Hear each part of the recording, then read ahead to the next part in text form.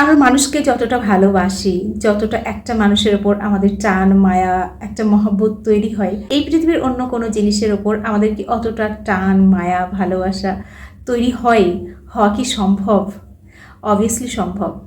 আসলে কি বলতো, আমরা যখন একজন মানুষকে ভালোবাসি তখন না আমাদের অনেক প্রত্যাশা জাগে তার প্রতি। আমরা তাকে যতটা ভালোবাসি, যতটা কেয়ার করি বা যতটা আদর করি, আমাদের মন চাই সেমটা রিটার্ন পেতে।